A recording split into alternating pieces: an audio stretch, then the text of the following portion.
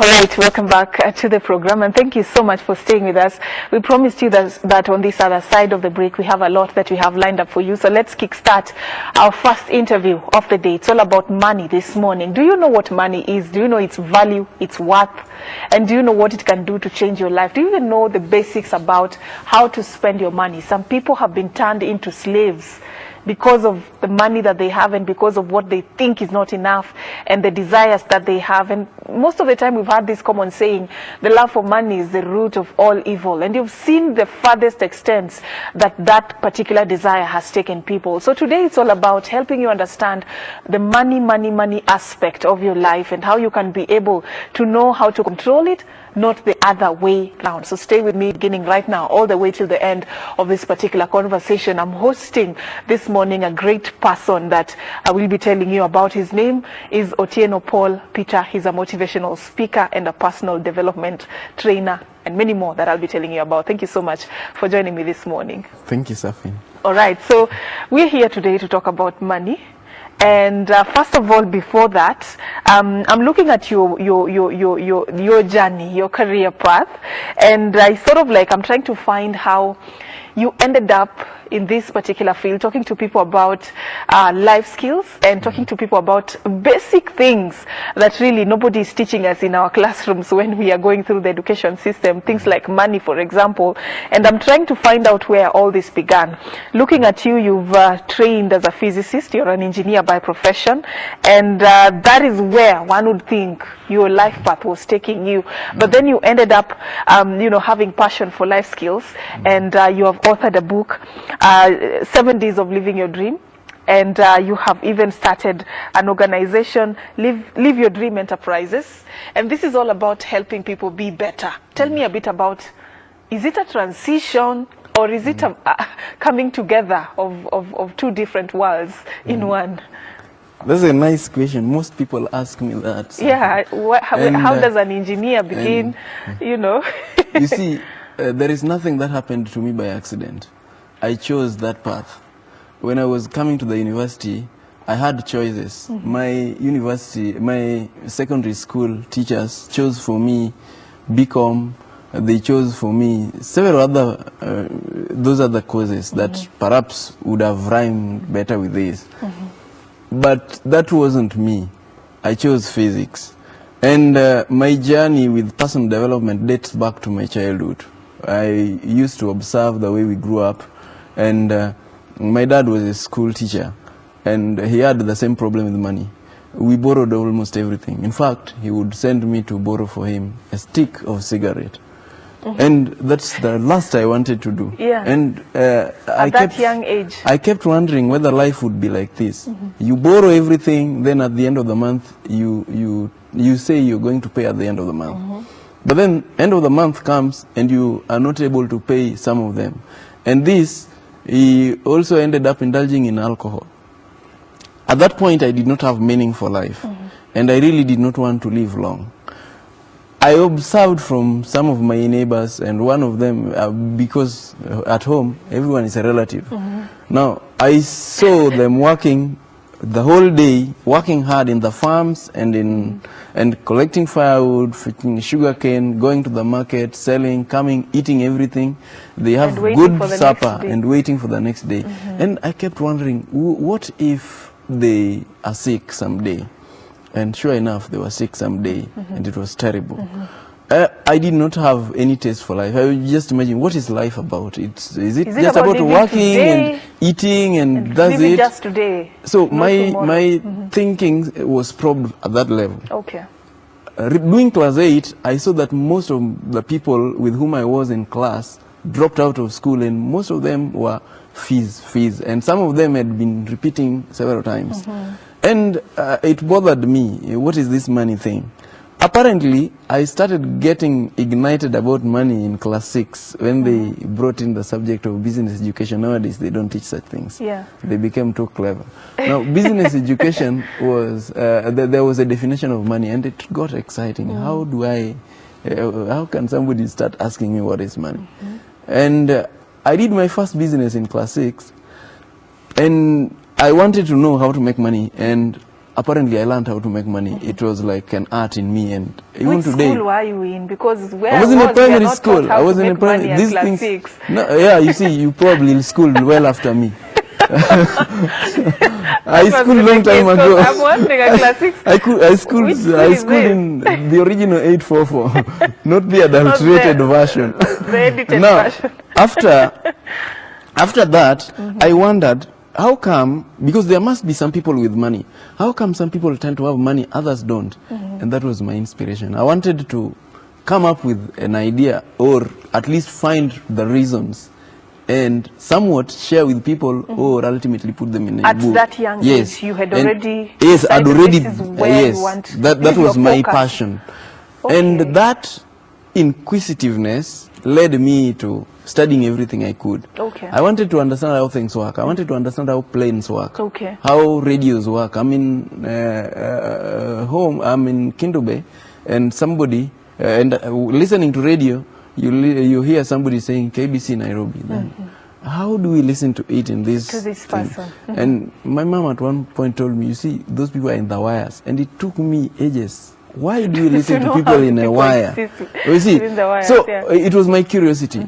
And that's why when after studying lots of these things, when I reached the university, I still had a passion for learning about things in life. And one of my mentors, a cousin of mine, told me, in order to understand all these things you want to understand, you may need to study electronics. Okay. And I knew I was not qualified to do electronics engineering, which was a good thing. Today, I understand why it was a good thing, because that is a very narrow subject. You do engineering, you understand very little about life. So physics was the best choice for me. It opened a wider It opened everything, because physics has everything. Philosophy, leadership, all these things. Okay. You only need to know how to relate them. And so all these things, I chose them, and I am actually where I want to be. And you say you are living your dream. Yeah, I'm where I want to be. How many people actually, so many years down the line, are still feeling like whatever life they are living is not the it. They still feel like they do not belong, like this is not the it for them. And here you are saying you're living your dream. There's one question I ask everybody. Did you do this course because somebody chose it for you, or you chose really it? wanted? No, I chose my courses. Most people, it's job. Right. Then our time it was job, Joint Admission Board. Nowadays it's something I've not understood very well. KU something, COOPS, whatever. COOPS, yes. Yeah. All right, so let's get into our conversation. Today we want to talk about money, something that is part of what you're passionate about, and in your book you've captured that subject very well. You know, giving people some sort of pointers in terms of understanding this whole aspect about money. But let's begin by what is happening currently in our country. There seems to be that pressure that many people are terming that is caused by the high cost of living. And every other person is saying, you know, the economic situation is not very good. And the working class is complaining, the business people are complaining. Every other person has an opinion on what is happening economically speaking. And especially the fact that there was that VAT conversation just the other day. I don't know, from where you sit, where do you think the pressure is coming from? The pressure is coming from the mind. There is nothing that is expensive. Like seriously, life is not expensive. No, life should, just if you look at it realistically. Life has always been expensive, and it cannot be any less expensive. Apparently, you see, a cup of tea in Nairobi, depending on where you take it, can range from maybe 50 all the way to 500 shillings. Yes. Now, the same, go to another country. Maybe just go to Joburg. You'll be surprised. It's much higher. Go to New York. Here. You see? So if we are tending towards that direction, it only follows that our cost of living must follow the same direction. Yes, if you want to be that level. So there is nothing new under the sun. All these things, they are predictable. You can always know that later, at some point in time, we are going to buy fuel at 200 shillings maybe. Unless perhaps some miracle happens, we change the energy system, we change to solar, electricity, whatever.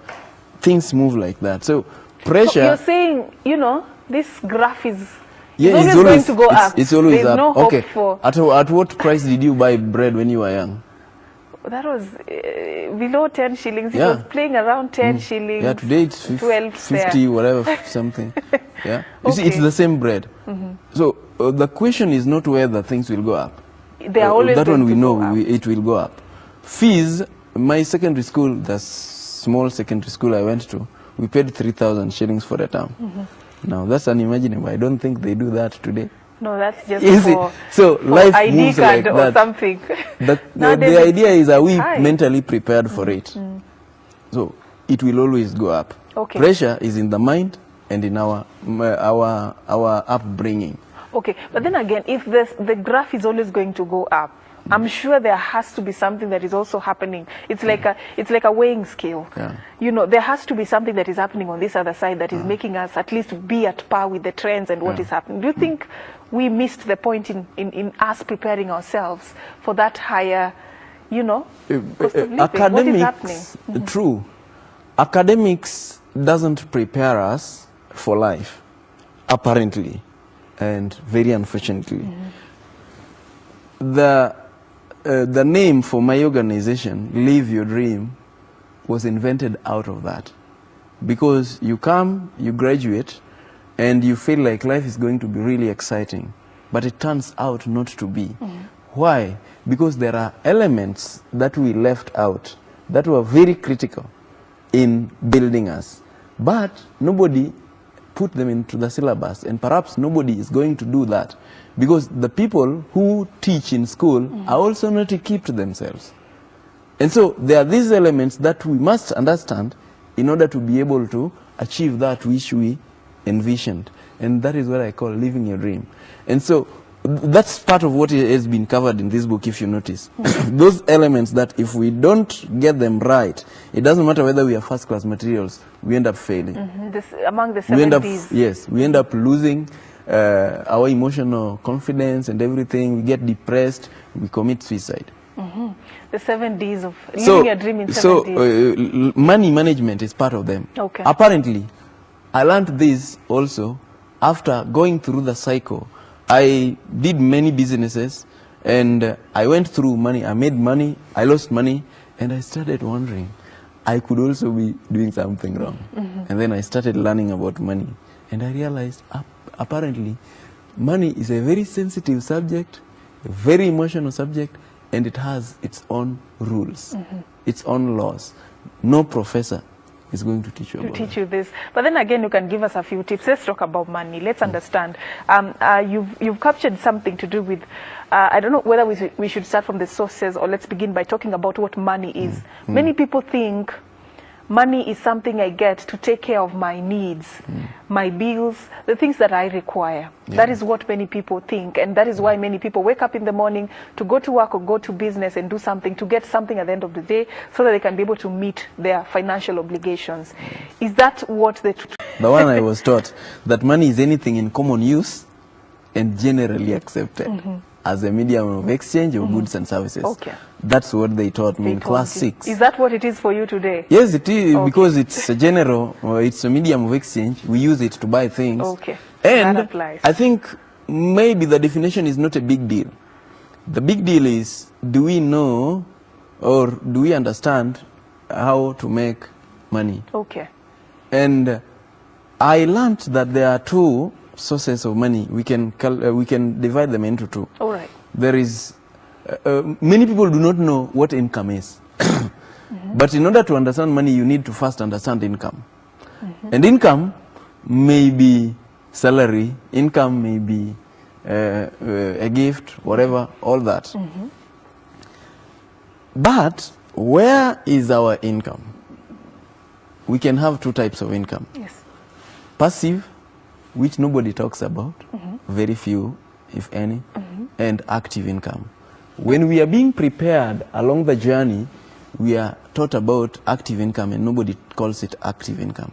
Active income means you're here, you expect some salary. I go do some training, they pay me, and all that. Active income is this which my neighbor used to do, going to work in the farms and getting money, getting wages at the end, or going to labor, selling things, selling firewood, and getting some money. Active income. And that's what many people do. And they expect to be, at some point, if very few people think about financial freedom, it's a subject I like, but they expect to be comfortable. just doing that. But it is as long as you still keep giving that value, you still keep doing that service. Once that is not there? As long as you're healthy. Yeah. Yeah. If it is a business, as long Yes, as you as long as you're there, If as it is a long- service that you're offering, Yes. as long as you can be Yes. able to offer. Yes. If it's a job, The as long as moment you can be able it's to deliver. the moment you stop Then doing the that service, source of income end is of cut story. out. Now that's what makes it active. Okay. It's a good thing, and it's where all of us must start. But there is also the passive, which is, it now comes from your own assets, from your own investments. And many people don't think about it. And the other question is, many people would ask you, how do I invest? And that's where these many people walking around, financial analysts, investors, whatever, all those things, those people come from. Yeah. Because somewhat they've understood something, most of them from insurance, they've understood something that they may think, they think you may want to know. Okay. Most of it may not necessarily be true, because people will tell you save money, whatever. By the way, I'm not a saver, unfortunately. And talking about money does not mean necessarily that I'm already there. I'm on my journey to financial freedom. Learning. Okay. I'm on my journey. I've learned, and I okay. keep learning, but at least I'm You on are track. not there. I'm where I want. I'm You're where I supposed want to be to be. I'm heading to where I'm going, where I'm supposed to be going. The idea is the concept about saving is you must be intelligent even in your saving. They say poor people take money to the bank for the rich people to come and take it out. So poor people save, rich people borrow. Invest. Yes, invest. why? They borrow wisely. They don't borrow to buy a TV. Okay. They Let borrow me to take you invest. back. I feel like you're moving too fast. Yeah. Let me take you back to passive income. Yes. Talk to us about passive income. That's what we are talking about. Yeah. So passive income means some investment of yours is paying you, whether you're there or not there. Maybe. And you can go for holiday, but you still earn something. Okay. And you can start small. That's the big problem. Many people want to start big. They think big, which is not a crime. Thinking big is good, but get to know that thinking big, you must. Somebody asked, how do you eat an elephant? It is just bit by bit. It's a big goal, but we do it bit by bit, and grow there. So we must learn how to have a passive income, a passive source of income that even when we are now unable to work, when we are retrenched or when we retire, some people wait until they reach retirement age, then they ask for a few more years so that they can finish a particular project and maybe just building. So our concept of income, our concept of passive income or investment becomes distorted. Some people think if I buy a house, that could be a source of investment. Well, it is. The question is, do you earn from that house or do you spend in that house? So always you check. Anything you're buying, is it going to earn me money? Or I'm going to spend money. But the fundamental thing is, as an individual, you're supposed to have both active income and passive income. Yeah. Over time, your income from active source should be smaller than your income from the passive source. So you're supposed to weigh these two until, as you live your life, as you move into this journey of financial freedom, you're sort of trying to transform yourself from you're fully dependent to a free person. You're dependent on your active income to passive income. If you divide your, if you have two columns, you have income, active, passive. What do you mean start slave? checking. So people who depend on the active income are slaves. You see, like there is a quote I've put here. There is a quote I've put here. Between you and your money, somebody is a slave and somebody is a master. The question is, who is that? You either you're employed by your money or your money or you've employed your money. How does that work? So the question is, which side do you belong? And you always want to be the master. I learned something very critical I learned from very unfamiliar sources. There's a friend of mine who didn't even go to class 8. I think he reached class 6 or something. At one point he told me, you see, many people get controlled by their money. I can't get controlled by my money. What is in my pocket, it is there. It's me to choose when to spend it and when not to spend it. And that was a great thing, a great wisdom from somebody who many people may think this is an uneducated guy. And he seems to be doing well. And when I was growing up, my dad would tell me, these are not people you need to relate with. They are not even going to school. But I've kept such friendship. Because there is something you learn because from them. there are people you talk to and you realize there's something you're getting. They have. You're learning something. Yeah. Let me ask you, I'm still interested in this balance between Yes. active income and passive income. Many people would complain that whatever they're earning in the active income may not be enough or may not enable them to venture into projects and financial gains and all those big dreams that people have. So what's the secret? How can you transform from just being fully dependent on active income and going that direction of making sure that a larger percentage of your income is coming from the passive? Great. When your income is very It's minimal, very tiny, and it's never even enough for your needs. Right now, you're looking for food, you're looking for bills and all that. Good. How do you go that journey? One of the things they taught me when they introduced me to money a long time ago in class 6 is human needs are insatiable. As you grow the ladder, many people look unto you. I know you receive calls every other time or SMSs about somebody is arrested, somebody's wife is sick, whatever, all sorts of things. So you've got to know which is good expenditure, which is not necessary expense. And many of us spend money emotionally. One is because of shame.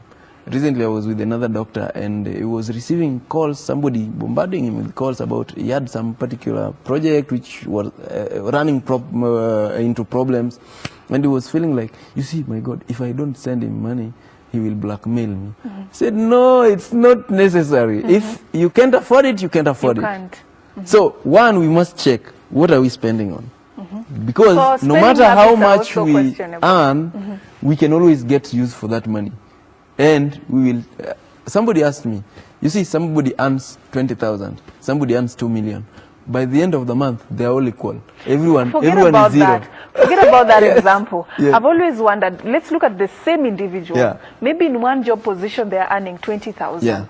They get promoted, they are given a salary raise, 30,000. They get promoted or something else comes up and they start earning 60,000 or 80,000, and it goes and goes. But it is still never enough. So the question is, you ask yourself, when will it be enough? It won't. So we must understand, it won't. Number two, now we are done with the expenses. We will never have enough to cater for all the expenses. We must know what type of life we want to deal with and how much will I use for charity. Usually recommended 10%. Charity, depending whether you are religious or not religious. So what is charity? Everybody. These people who depend on you? You are helping. Somebody is in the hospital. You are helping some education fund. You have something for charity that you can give. It's recommended 10%. You can put it according to your wish. If you are Bill Gates, you can give more because you probably need have more to give than what you need. Two is increase your capacity to earn. This was a big lesson I learned. Increase your capacity to earn. Now that's a big thing. Many people don't understand that. What they do, in order to get money to have enough to spare, which is not very easy, they will go to their employer to give them a raise. I've been here 2 years. I'm still learning the same thing. The question is, are you now doing are you now doing anything more than what you were doing 2 years ago? So, increase your capacity to earn. That is, increase your value in the marketplace. You can increase your value to the extent that people keep poaching you because they want to pay you better money. It means you're working on yourself than you work on your job. You see, that's what we call personal development. At the beginning of the year, everyone prays that life is going to be better. The question is, are they better? So life can only be better if you get better. So increase your capacity to work on yourself. Yes, work on yourself. Become better. If you are doing programming, are you now better in programming, or have you grown to your leadership level so you are able to work with more people? No, those are the soft skills that we talk about. You grow in the marketplace. You grow your value in the marketplace by being able to give more in the marketplace. So learn something extra. Well, you are dealing in a particular trade. Maybe you're selling oil. Can't you also learn something else about that oil that you can do? Stop gambling. There are lots of things that have to do with gambling. Probably you're a farmer, a good thing. The question is, you're not in charge of seasons, you're not in charge of lots of other things. So besides farming, you can do something else. And that increases your capacity to earn. Caution yourself from, or caution as they say it, from these disasters that can Financial happen. shock. So build streams of income. I usually envision it as a river. Coming from this stream, joining together at some point. We call them tributaries. Joining together at some point, and then it's a mighty river.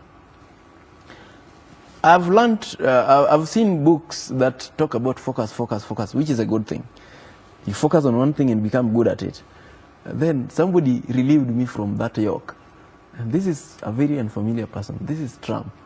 Donald Trump. No, he is a familiar person. No, you see, many people don't expect him to be teaching people. In terms of to be teaching people, but he's a good teacher, one of the best teachers. And he wrote a book. I think they wrote it with Kiyosaki. Why We Want You to Be Rich.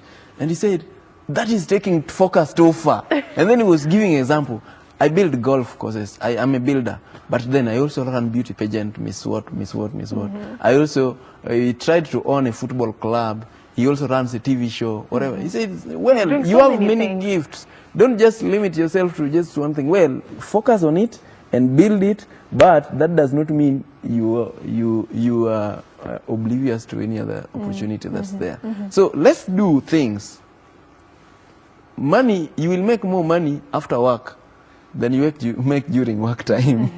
It depends on your homework, as somebody puts it. What do you do? So build your capacity to earn more. Increase your capacity to earn. Increase your capacity to earn more. And also build a very healthy spending culture. Yes. I want you to tell me a bit about when you earn your money, when you have it, what are you supposed to do as a first thing? How do you calculate yourself, making sure that you have enough for this, enough for that? And what are some of the priorities when it comes to spending money and where people make mistakes, aside from too much charity and emotional spending? If you check in the book, you notice that I put money under the subject of discipline. It means it is a discipline. Yeah, and you said something about not living beyond 70% of your income. Yes. Yeah. And I want you to make it. It's recommended not to do that. Why? Because you can distort it depending on your level. Okay. At some point, your 10% is bigger than what you need in a month. So ordinarily, 70% is good. You must calibrate. You must come up with your own system of how you're going to spend your money. You can say, 20% I'll spend on education. Many people don't do education. What they do is, after they graduate, end of the story. Yeah, so they don't.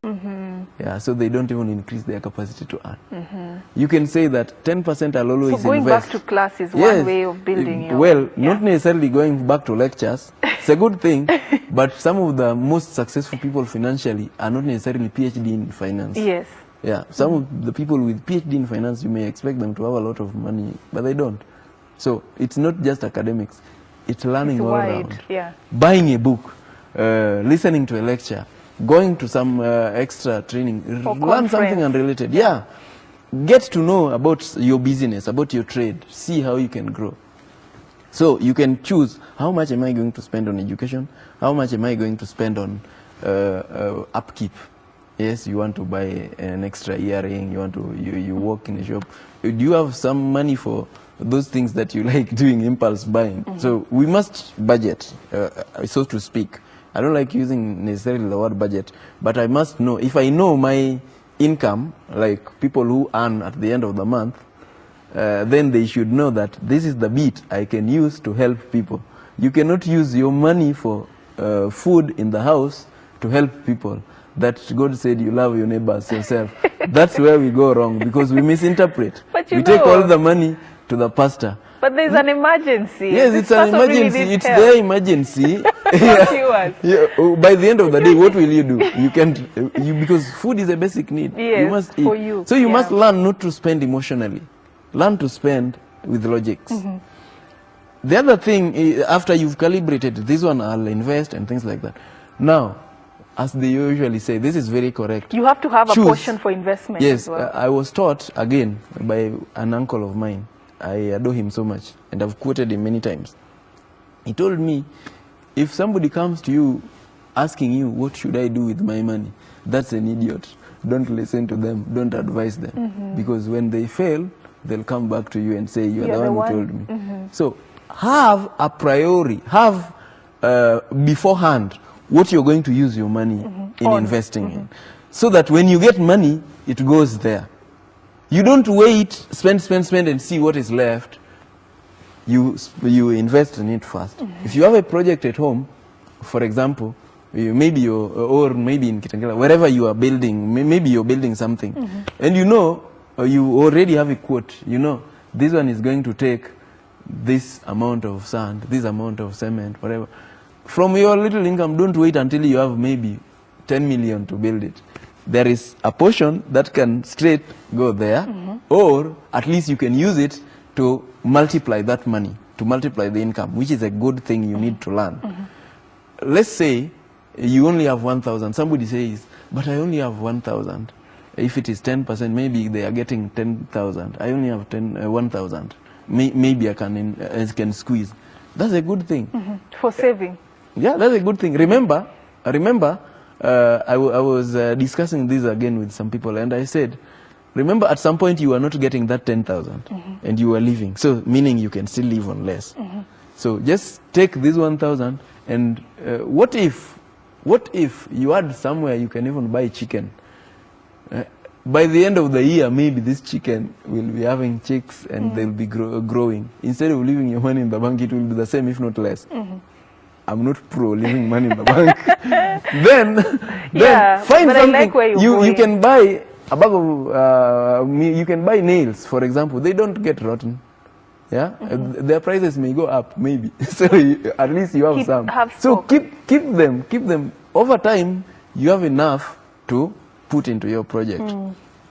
I'm on to this idea of that little you have. Don't just let it idle there. Let it do something for you. What if you are coming from where people can buy goats? Just buy and give a friend of mine. I have some. I left to that friend of mine. Take care of them for me. They'll be gladly willing to do that. Maybe you gave them 2 goats. You end up with 5 goats. You can leave for them 1. Yeah? At least it will be bigger than if you just put it idle there. It reminds me of that story of the people who were given in the Bible. They were given. They were given. They called them talents. Took it to the. That's one thing I love. Let me explain my thinking. Remember, this is what the pastors don't say. Yeah. And I'm not a pastor, and I'm not going to be one. I think so, but I love them. I love them anyway. This is what they say. They don't say that each was given according to his ability, his own ability. How did they choose? How did the master choose? This is 1, this is 2, this is 5. He said, each according to his ability. So you must increase your ability to earn. So that you give it more. Wow.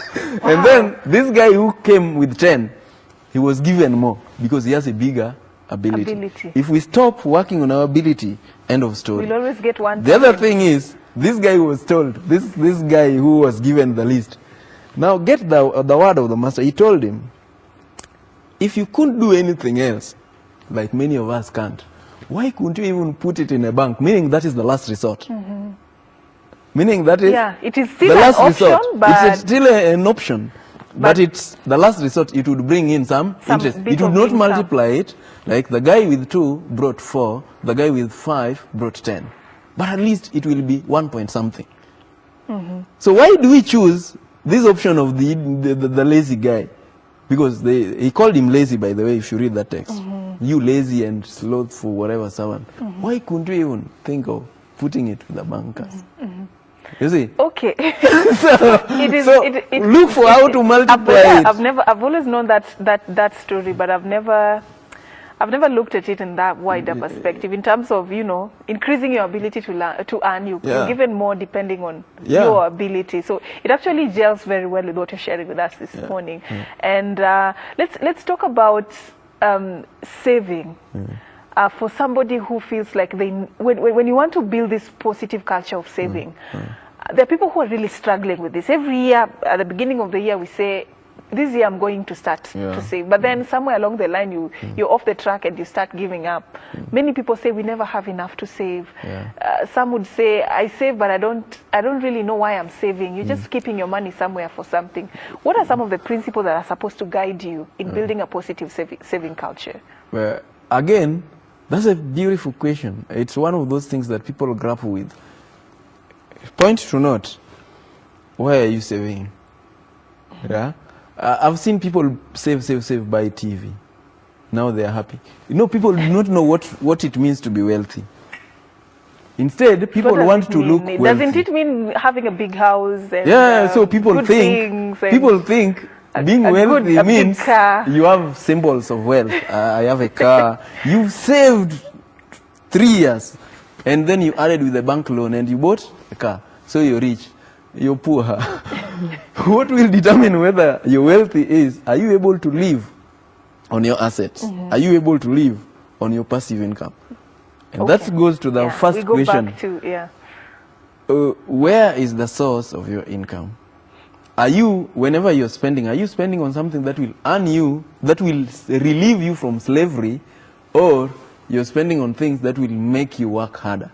People do this. They get promoted, and then they feel like, well, they were living in Pangani. Now Pangani is not my level.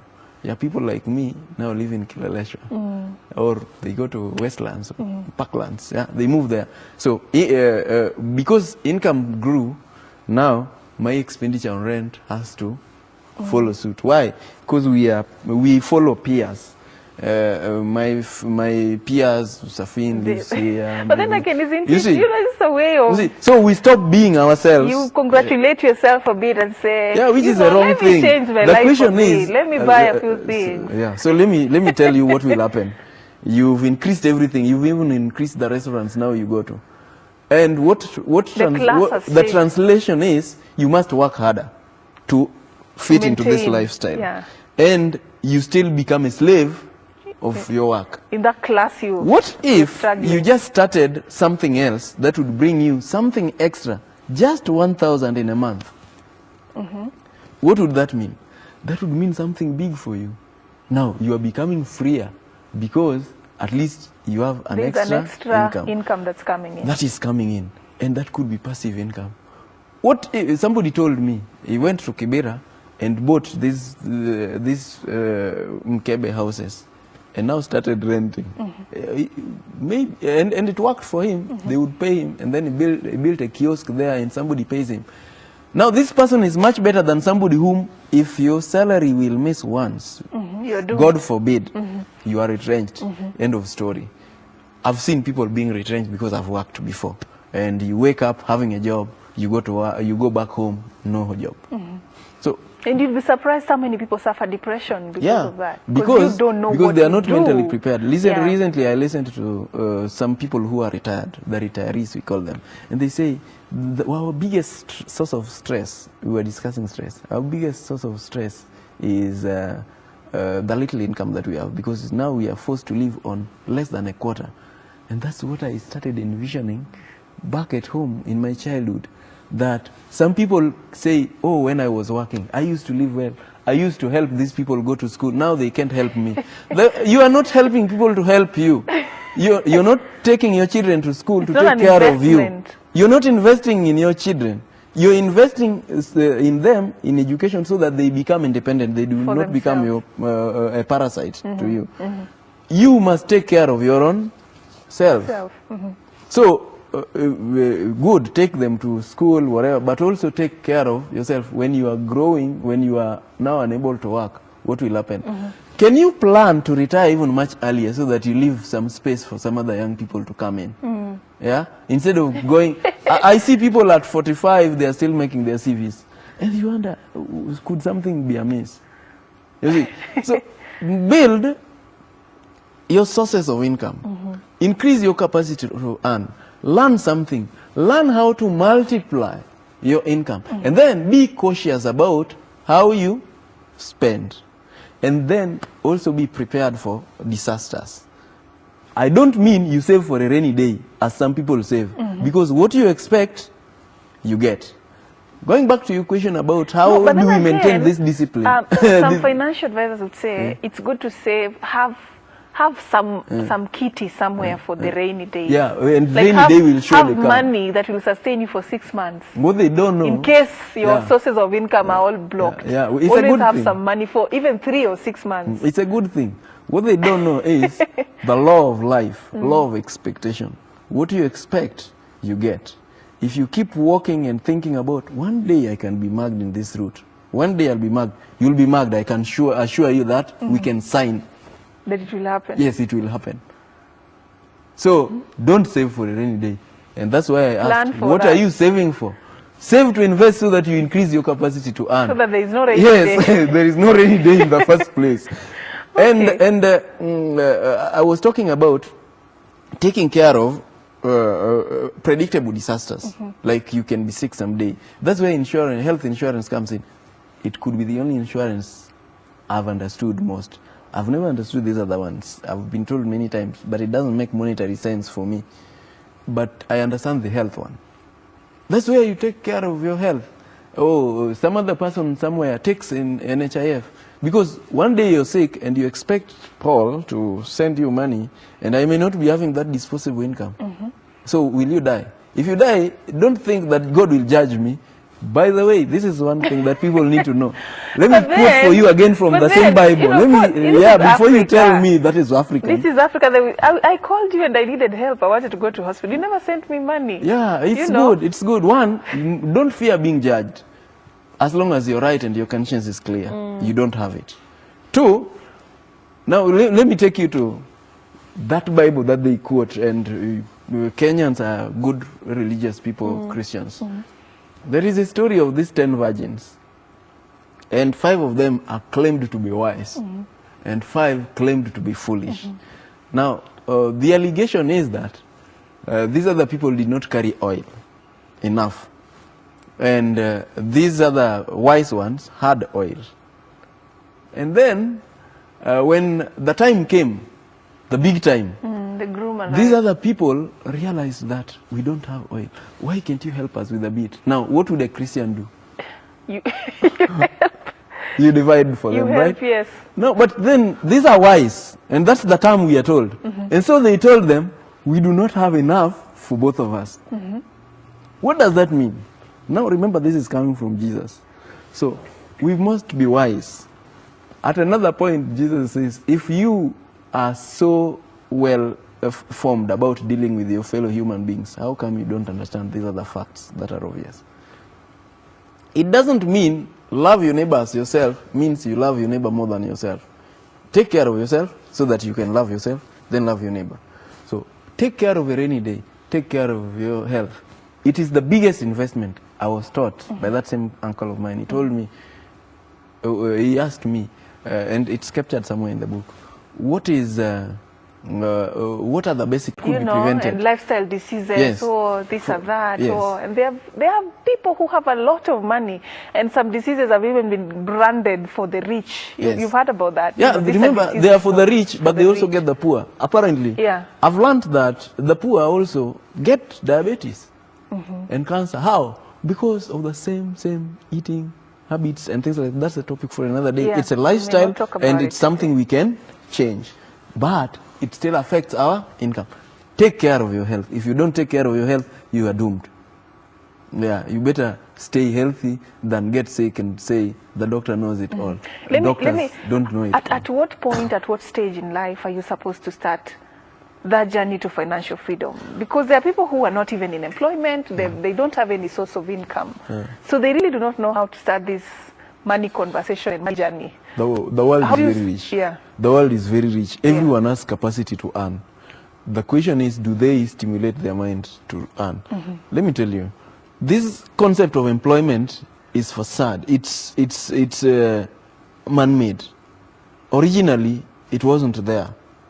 It's something that came in later. Much later in life. What do you mean unemployment is our own doing? No, employment. The question of employment wasn't there before. People were employing themselves from the time, from the times of the beginning. Let me give you an example. I told you I did my first business in class 6. I wasn't employed. What were you selling, by the way? And my problem was simple. I was in class 6 and everyone was buying things, candies, whatever, sugar cane. And I was the only one who didn't have anything. So I asked another relative, as I told you, everyone at home is a relative. And it was a friend. And he told me, I asked him, where do you get your money? He told me, you see, my debtors pay me back. Now that's a nice response. Your debtors, where did you get the money in the first place to give them? To give them. And then I figured out I must find a way to make money. Now, because they taught us, they had introduced us to the subject of business education, I wanted to get money to start business. And I learned also sources of capital and things like that. So I raised some capital. I told myself, I'm going to burn charcoal. The first and the only time I told myself it's going to be once, I'll never do this thing again. And I did that. I got 2 debes. I was young. 2 debes, one I gave the family to use. The second one I sold. It was just 40 bob. So I used 40 bob to start my business. And I just bought some bananas, ripened them and sold. And then it expanded. I realized, by the way, I realized that you can start in one field, but and you end up even in another. It expands.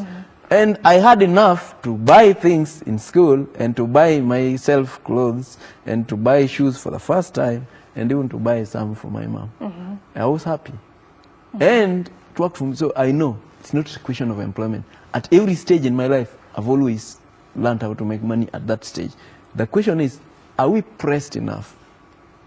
You see, in Nairobi, I think there is a lot of money going around. Yesterday, when we were back home with my wife, this is what happened. Some boy came with this thing for the deaf. They write whatever, lots of things about some school for the deaf. And then she was telling me, I've always seen this boy here. We were walking, one day because of traffic, I stopped and asked him something. I made a sign, but I realized he was able to talk. Then he started saying that, oh, he collects money for some organization somewhere in whichever part of the country, not even his own. And then we concluded that that is also part of making money. It's his way of making money. So money, when it is the way you grow up. You grow up that you are always given, you always look for it. And that's the way we grow up our children. We give them, we give them, we give them. They want, we don't teach them how to earn. We teach them that you borrow, you ask for it. So they raise their expenditure column with zero income. You see, so it is the way we are brought up. We can always create money. Some of the people who employ people are not employed. In fact, they've never been employed. When I was growing up, I kept hearing about company, working for which company. Then I kept wondering, now who makes these companies? Are they made by God? You see, those are the troubles I was going through as I was growing up. Then I later learned that, by the way, companies are just built by human beings. And I said, I would want to own someday. Yeah. So live your dream enterprise. It's a company. By the way, how did you get to finally decide to start this journey into entrepreneurship? And you know, what happened was the same thing, problem of money. I was saying, if you are pressed enough, you will think creativity. When I was in school, I learned something from a book called The Burdens by John Roganda. He said, poverty is the best incentive to creativity. And it still rings true. When you're poor enough and you're going through problems enough and you have a little brain, you'll be able to convert something into an enterprise. When I came to Nairobi, I keep telling people I didn't come to study. Studying was the reason I was given permission to come to Nairobi. Yeah, and at least I knew where I was going to be. I was going to be in the university. But I was coming to set up an enterprise. That was my mission. And the moment I landed in Nairobi, I started thinking, what can I do? I was in college. I'm registering in college. But I knew I'm not going to get any pocket money from anybody because I don't know about pocket money. I've never been given. I was not going to get any support. So how am I going to survive? But I always had a positive mindset. As long as there are people, I will find something to do and people will pay me money.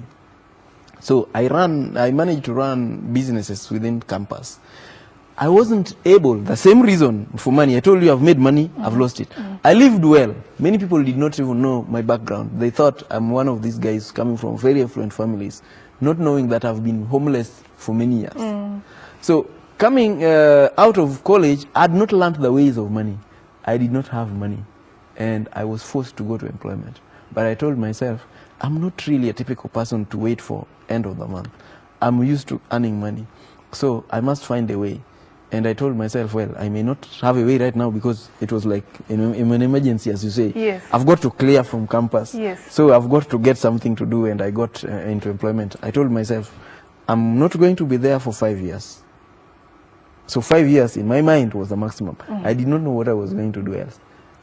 But it was already in your mind. So getting out of that employment and starting to be in business was actually living my dream, part of living my dream. So it was already there from time immemorial. Remember, I started thinking about companies. I started thinking about... Most of us, from my region, are not well endowed because our parents are not money illiterate. Most of them are financially illiterate. As opposed to people from Central Province, I realize most of them are quite literate in when terms it comes of finance. to finances, yeah. Yes, the children are taught to go sell. Back at home, a very young age. Back at home, By the way, in the that's village, somebody, a pupil comes from school, and then you give him or her something to go sell. They say, why can't you sit and read? Yeah, it's a good thing to read, but you don't just read. You end up broke. You must learn to sell or read something extra. So that you know how to, where this money is coming from. I teach my children to sell. Oh, okay. They're young. I teach them to sell. Because I tell them, I teach finance to my children. I tell them, money only comes when you sell. So you are either selling your energy, like you are carrying for somebody a luggage to pay you, or you're selling your skill, you know how to do some craft, maybe you're a plumber, whatever, or you're selling a product, one of your products, you have something.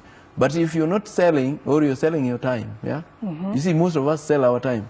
Because you log in when you come in. It is your presence, it's not your performance. And that's why at the end of the year you expect them to raise your money because you're still present anyway. So nothing much. But but I liked what you said earlier about work on yourself more than the job. Because when you work on yourself and you improve yourself, automatically, even in your performance at work, you get better. Yes. You get better. And when you get better, everybody goes home smiling. Yeah, wow. Yes. I like how this whole thing is a cycle and it relates.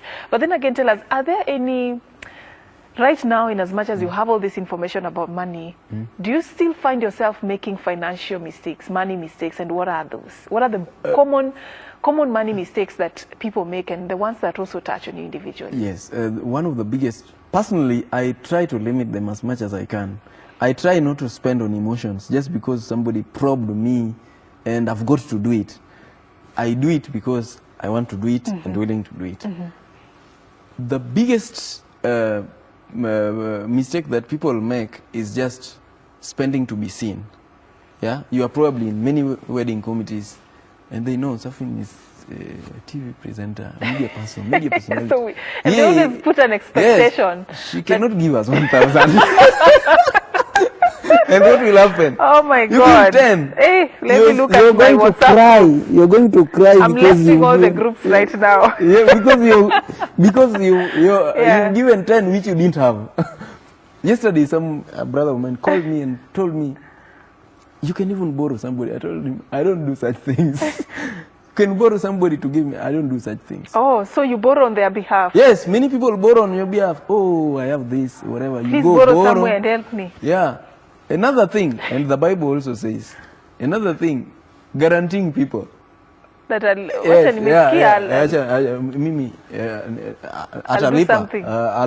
be his or her guarantor. That's why I don't do circle things. Why? Because at one point. So somebody borrows and you say, in case anything happens, I'm here. You can. And then you lose money. Why? Because they'll default most of the times. Okay. When you're borrowing people also money, when you're borrowing money, somebody tells you, by the way, when you have some money, more people will come to borrow you, to ask for that money, to invest, to whatever, all sorts of things. Don't do it. Do it if give people money you're expecting to lose. There are two beauties about that. One beauty is if they don't bring it back, at least they'll feel guilty, they won't come back again. So you've solved that problem. Two is if they will be able to, if they don't bring it back, at least you are still comfortable. Yes. The other thing is, if they bring it back, it will be a surprise to you and you'll be happy. So you'll keep a relationship. Yeah. Yeah, but then this will help you keep very healthy. Yes, so because many relationships are broken on that. Yeah, borrow people what you are, you don't mind. Somebody once advised me that you know you don't